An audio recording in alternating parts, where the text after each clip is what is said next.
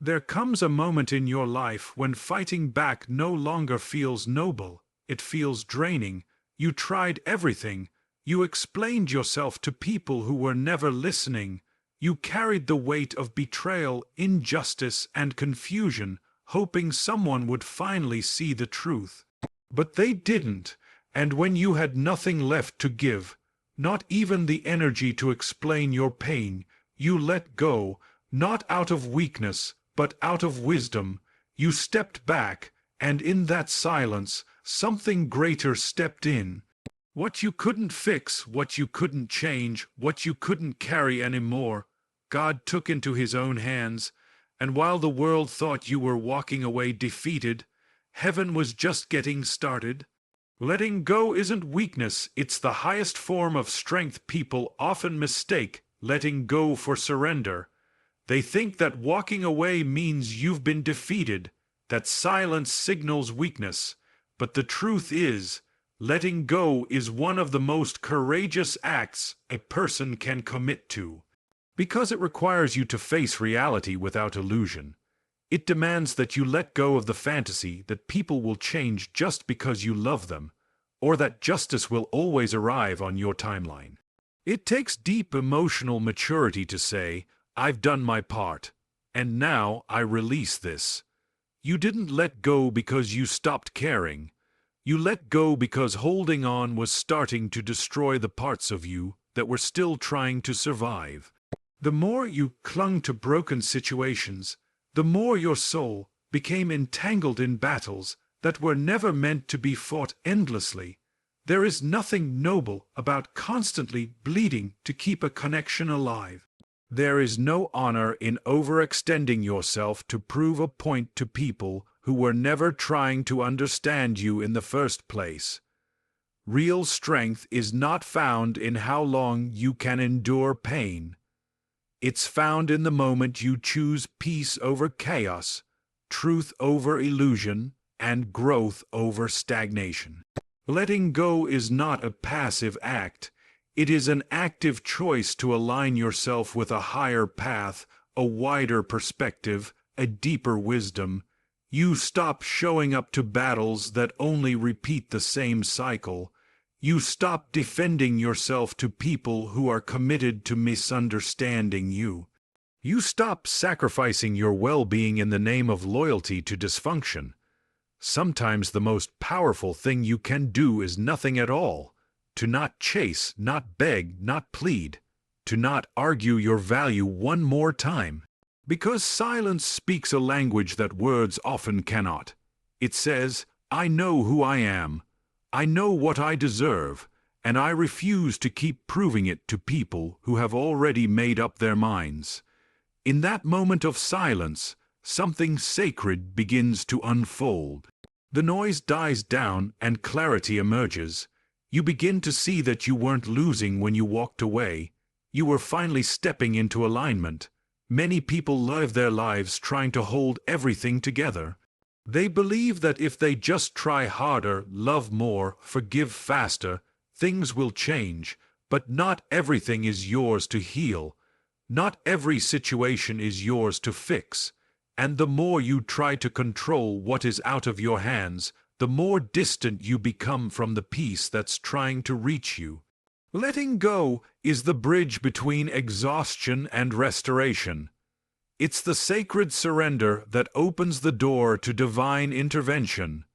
True power lies in discernment, the ability to know when to speak and when to be still, when to fight and when to release.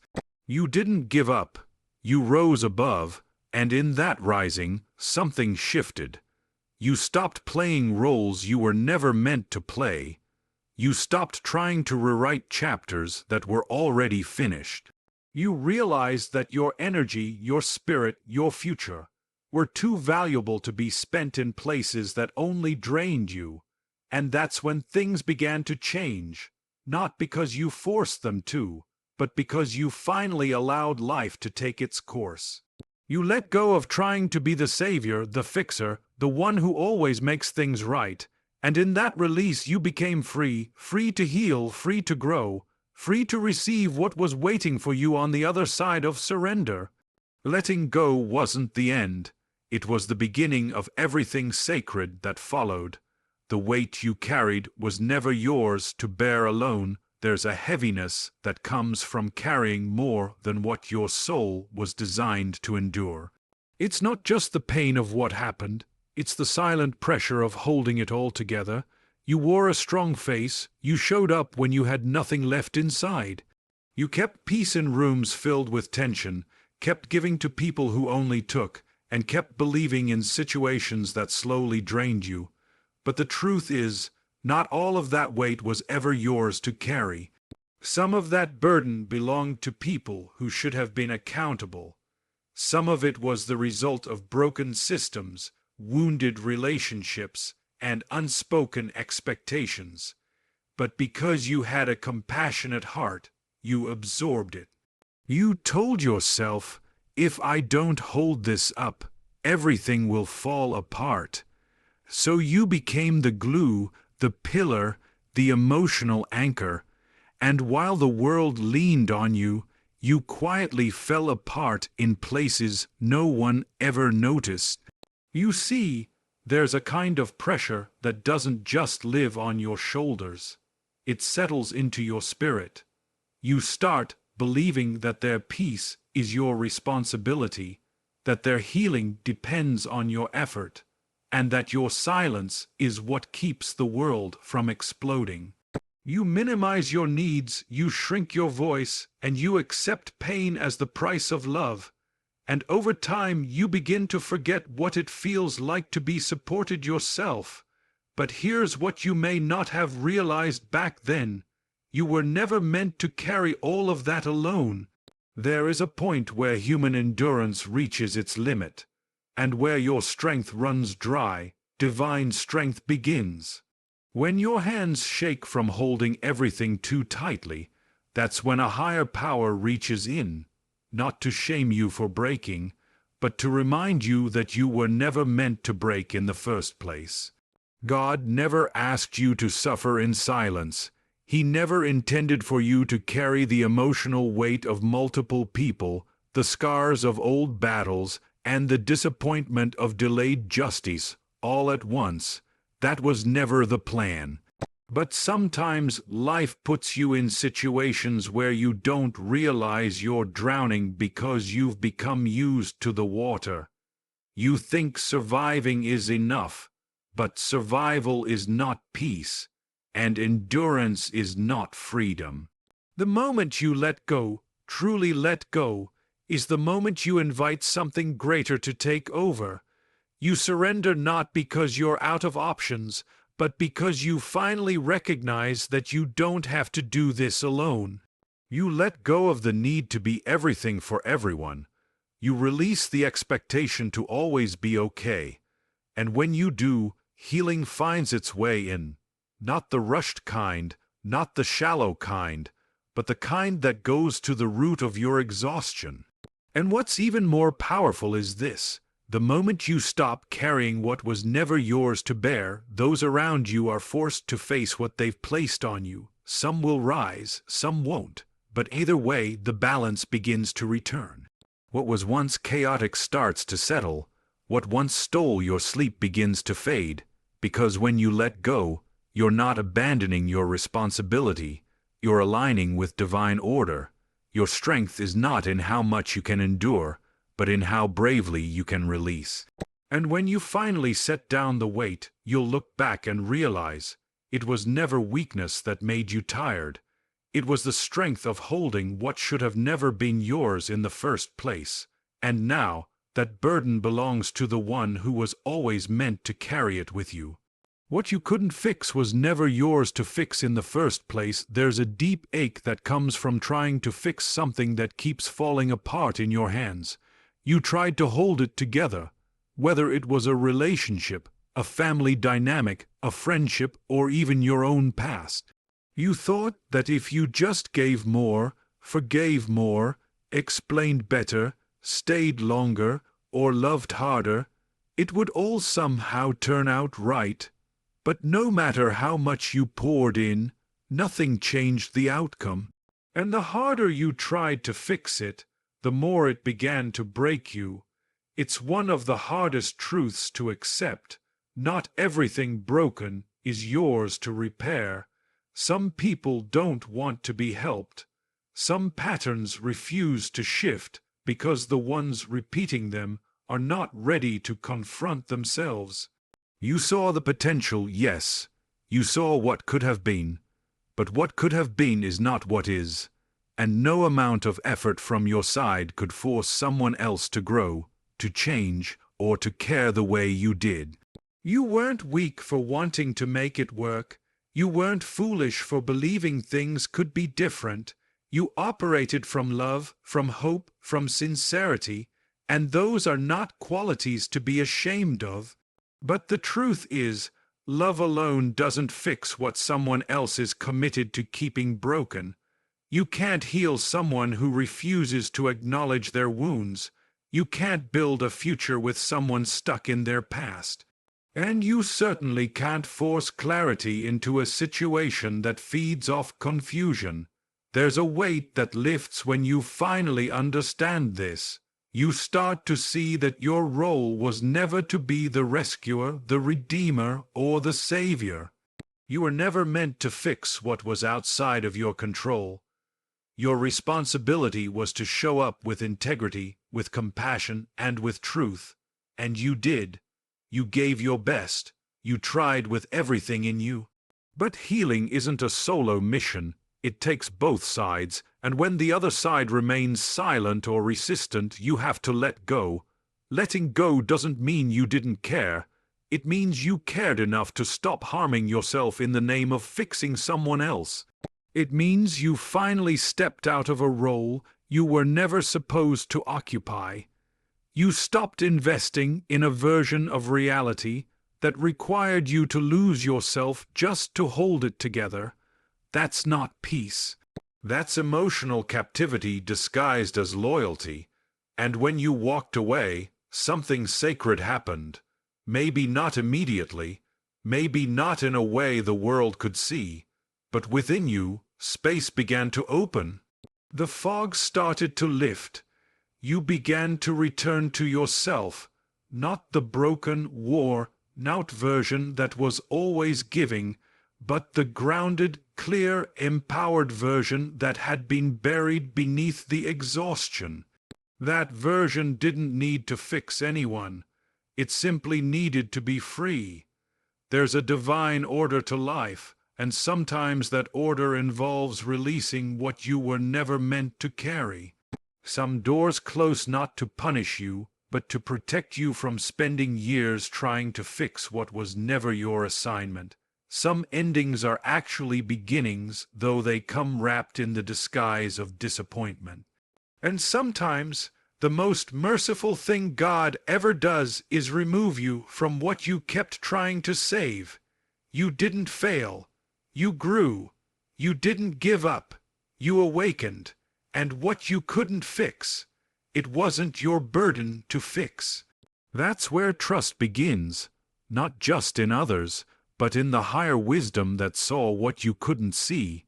You stepped back, and in that sacred pause, life moved forward. Not in the direction you imagined, but in the direction you needed. God doesn't forget what broke you. He redeems it in silence when you're in the thick of pain. When you're sitting in the aftermath of betrayal or loss, it's easy to feel forgotten. You wonder if anyone truly saw how deeply you were affected. You question whether the tears you cried in private meant anything to anyone beyond the four walls that held them. And in that silence, it's natural to feel like your suffering has vanished into thin air, like your pain came and went, unnoticed and unresolved. But just because the world moved on doesn't mean God did.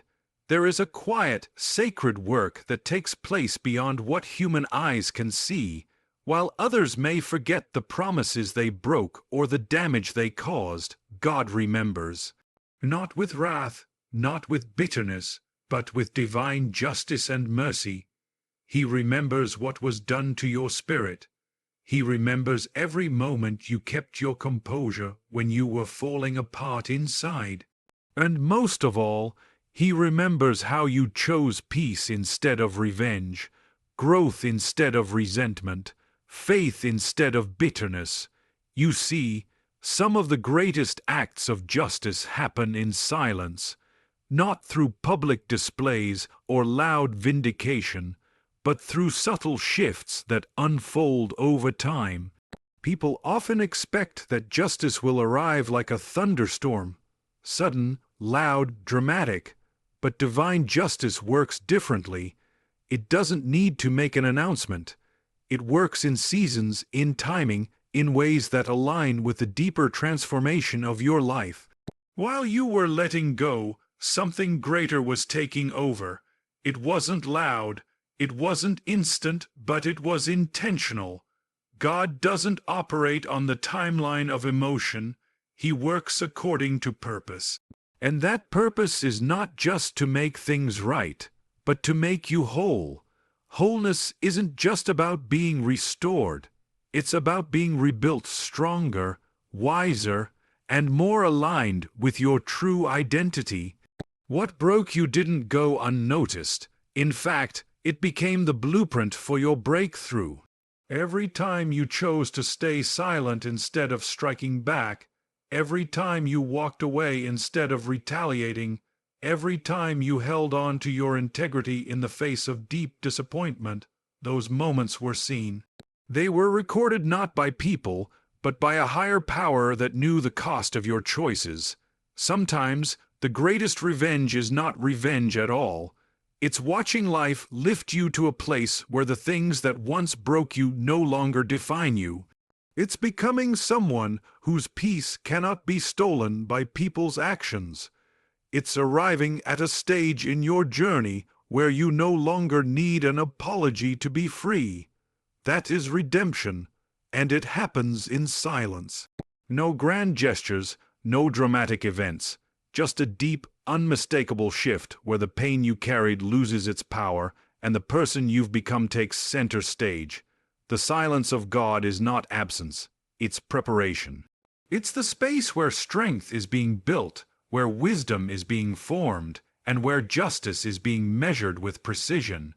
You may not see it right away, but eventually, the ones who hurt you begin to face what they've sown, not because you demanded it, but because that's how truth works.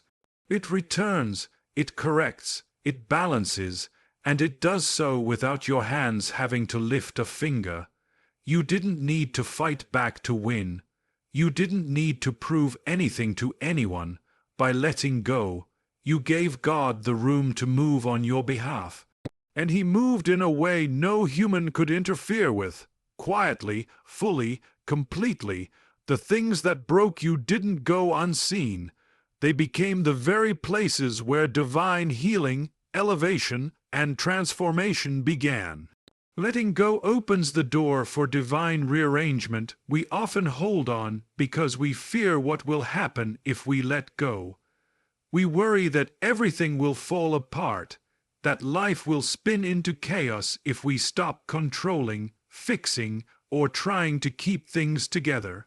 But what we rarely realize is that holding on to what no longer serves us is what blocks the very blessing we've been waiting for. When you let go, you're not just walking away from something that hurt you. You're making space for something greater to be put in its rightful place. Letting go is not an ending. It's a shift. It's a sacred invitation to divine rearrangement. It's you stepping aside so that something higher can begin to move the pieces of your life in a way that no amount of striving ever could. When you finally release what you thought your life was supposed to look like, you give God permission to show you what it was always meant to be. For a while, things may look scattered. The things you thought were stable might fall away. People you believed would walk with you forever might fade into the distance. It can feel like loss, but it's actually alignment.